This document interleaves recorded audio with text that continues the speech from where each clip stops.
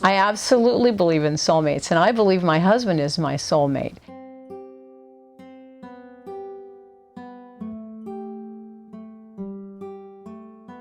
I believe that when we came together, when we were dating and when we got married, and I believe it to this day, but what I've learned in between is a soulmate may not be what I thought it was.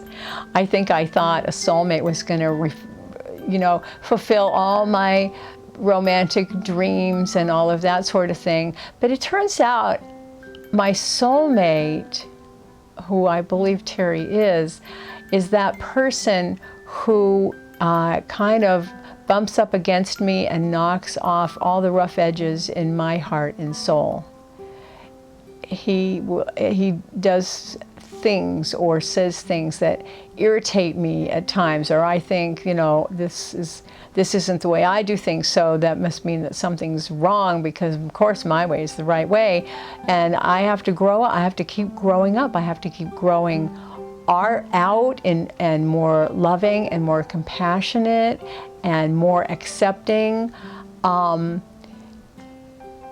And that is a miracle. I'm really grateful. There was a period of time when it irritated me and I didn't like it, but now I've grown to really appreciate his differences, because that's what makes me become a more loving, accepting person. Rather than let those differences irritate me and bother me, I go and pray for more love and acceptance in my heart.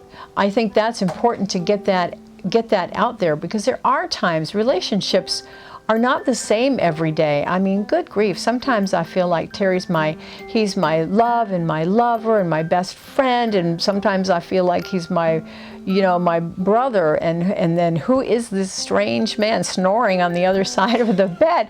And then it goes it shifts again, and he's my dear, sweet love and my lover again. And then he's this man who's just annoying me and leaving the seat up and, all that sort of thing.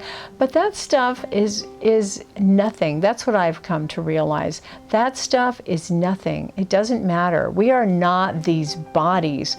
We are the beings that live in these bodies.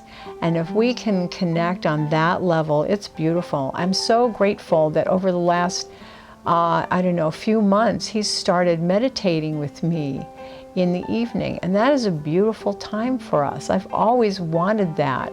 But, finally, he's tried off and on, but finally he's gotten quite regular about us meditating together. And that is a really sweet time, and I really appreciate it so much. He's not just my friend, and he's not just my lover or my teacher. He's my spiritual partner. And I think that's what a soulmate is. And at those times when we're on each other's nerves, what I have learned is to go and pray about it. To go and pray, to be more loving, to forgive more quickly, to get off it, to just get off it. It's my choice how I feel about things. It's not really about him. It's about my choice. I can choose to be happy, or I can choose to be upset. I can choose to be right. The Course in Miracles says we can choose to be happy, or we can choose to be right. I think it says, would you rather be happy or would you rather be right? Really, I'd rather be happy. But there's that first 5 minutes when I'd rather be right. But once I get over that, I remember that I would rather be happy, and that requires of me that I be more loving and more accepting and more compassionate. And that I forgive my partner for not being, just like me, or who I thought he should be, or who I want him to be, and value him for who he is, because who he is amazing. He is amazing, kind, generous, gentle man. And I'm very lucky.